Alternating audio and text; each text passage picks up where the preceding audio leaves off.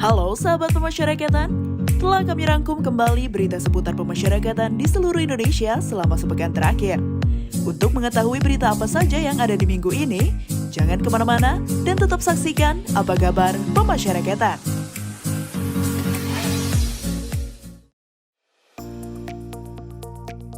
Satu, Rumah Singgah Gria Abipraya bantu wujudkan keadilan restoratif di Indonesia. Direktorat Jenderal Pemasyarakatan melaksanakan koordinasi pusat pembentukan rumah singgah di Jakarta Selasa 1 Maret 2022. Rumah singgah pemasyarakatan ini diberi nama Gria Abipraya yang berasal dari bahasa Sanskerta yaitu Gria yang berarti pemukiman atau rumah dan Abipraya yang berarti memiliki harapan. Gria Abipraya diharapkan dapat menjadi rumah bagi para pelanggar hukum sekaligus tempat untuk memperbaiki diri dan meningkatkan kapasitas. Program rumah singgah ini diyakini dapat mendukung penerapan keadilan restoratif yang berfokus pada kebutuhan para korban dan pelaku dengan melibatkan masyarakat. Keterlibatan masyarakat ini didukung dengan pembentukan 180 kelompok masyarakat peduli pemasyarakatan atau Pokmas Lipas di 90 balai pemasyarakatan di 33 wilayah Indonesia. Pembentukan rumah singgah merupakan program yang diusung untuk memberikan wadah bagi penyelenggaraan pemberdayaan masyarakat yang terpadu dan berkolaborasi dengan berbagai pihak. Dengan kolaborasi dan sinergitas seluruh elemen baik dari unsur pemerintah maupun masyarakat di dalam memberikan intervensi kepada para pelanggar hukum, diharapkan rumah singgah ini dapat menjadi sentral pemberdayaan bagi tersangka, tahanan, dan warga binaan pemasyarakatan. Rumah singgah diusung juga dalam rangka menyiapkan wadah untuk mendukung implementasi keadilan restoratif, di mana peran masyarakat sangat dominan untuk terlibat di dalam proses peradilan dan pemidanaan di Indonesia. Rumah singgah ini akan menjadi tempat penampungan sementara bagi klien pemasyarakatan yang belum dapat kembali ke tempat tinggalnya atau keluarganya maupun mereka yang menjalankan kerja sosial. Juga menjadi penyelenggara pendidikan berkelanjutan bagi warga binaan dan klien anak hingga dewasa. Selain itu melaksanakan kegiatan produksi sekaligus menjadi akses untuk penyaluran tenaga kerja terampil baik narapidana, klien pemasyarakatan hingga mantan narapidana. 2. Maksimalkan pelayanan kepada masyarakat, Lapas Pemuda Tangerang lakukan groundbreaking pembangunan Musola Al-Ikhlas. Lapas Pemuda kelas 2 Tangerang segera memulai pembangunan musola di dalam lapas yang ditandai dengan peletakan batu pertama atau groundbreaking pada Kamis 24 Februari 2022 lalu. Musola yang akan dibangun tersebut akan diberi nama Musola Al-Ikhlas. Kegiatan peletakan batu pertama ini dihadiri oleh Direktur Pembinaan Narapidana dan Latihan Kerja Produksi, Direktorat Jenderal Pemasyarakatan Turman Hutapea, Kepala Kantor Wilayah Kementerian Hukum dan Hak Asasi Manusia Banten Terjo Harwanto, dan Kepala Lapas Pemuda Tangerang Kadek Anton Budi Harta. Pembangunan Musola Al-Ikhlas merupakan salah satu langkah untuk meningkatkan pelayanan Lapas Pemuda kelas 2 Tangerang, khususnya bagi masyarakat dan keluarga warga binaan pemasyarakatan yang nantinya akan berkunjung. Pembangunan musola ini juga diharapkan dapat meningkatkan iman dan ketakwaan warga binaan pemasyarakatan melalui pelaksanaan berbagai kegiatan keagamaan.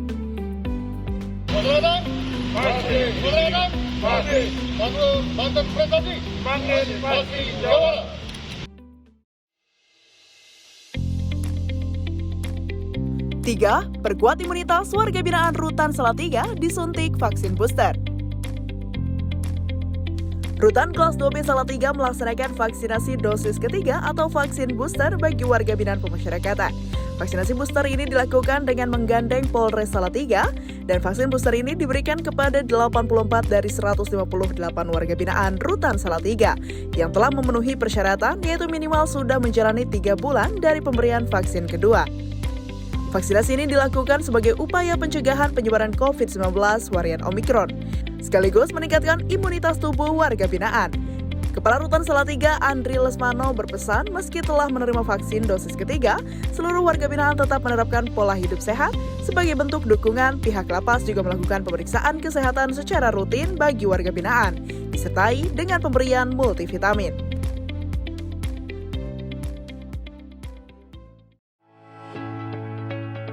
4. Ingin kembali bersih? WBP Lapas Perempuan Semarang beramai-ramai hapus tato.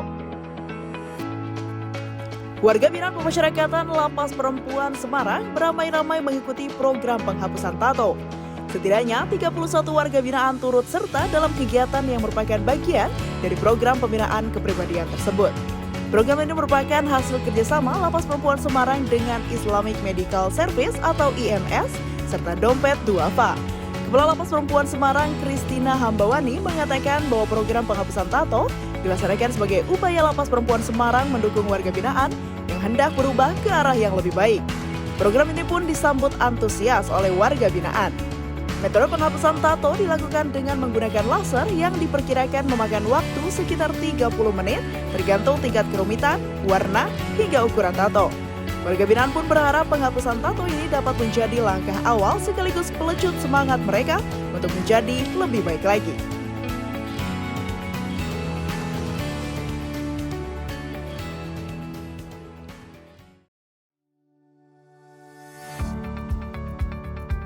Lima, pelatihan auto detailing bagi klien Bapas kelas 1 Bandung. Balai Pemasyarakatan kelas 1 Bandung melaksanakan pelatihan auto detailing bagi klien pemasyarakatan sebagai bentuk pembinaan kemandirian. Pelatihan dilaksanakan di Pahlawan 100 Auto Car Wash, Jalan Pahlawan 84 Bandung, bekerjasama dengan Pokmas Lipa CV Pertama Rustik Jaya. Pelatihan yang diikuti oleh 30 klien pemasyarakatan ini dibuka oleh Kepala Bapas Bandung, Bambang Ludiro, dan disaksikan oleh Sekretaris Inspektorat Jenderal Kementerian Hukum dan Hak Asasi Manusia Tholib. Tholib menyampaikan apresiasi atas pelaksanaan kegiatan ini. Ia menilai pelatihan yang diberikan dapat menjadi bekal klien pemasyarakatan untuk menjadi insan yang mandiri dan memiliki keterampilan. Kemampuan ini menurutnya dapat mendukung proses reintegrasi klien pemasyarakatan untuk kembali di tengah masyarakat. Ia pun meminta Bapas dan Pokmas Lipas untuk terus meningkatkan sinergi dalam mendukung program pemasyarakatan dengan membimbing klien pemasyarakatan menjadi lebih baik, serta tidak mengulangi kembali pelanggaran yang telah dilakukan.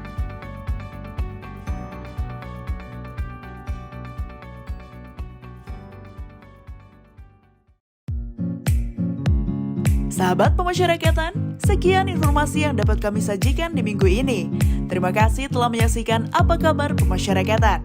Dan untuk mengupdate berita seputar pemasyarakatan di seluruh Indonesia, ikuti media sosial kami dan jangan lupa saksikan Apa Kabar Pemasyarakatan di episode selanjutnya.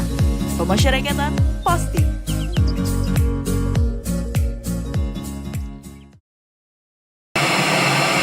Mas, tahu Pas TV nggak Mas? Pak, nggak tahu. Nggak tahu.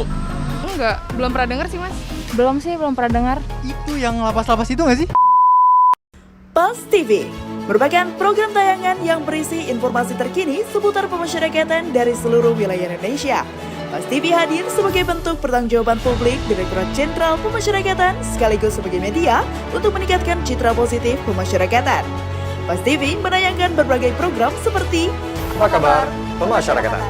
Hermawan Pas TV laporkan. Voice of Correction, Rencana di Penjara.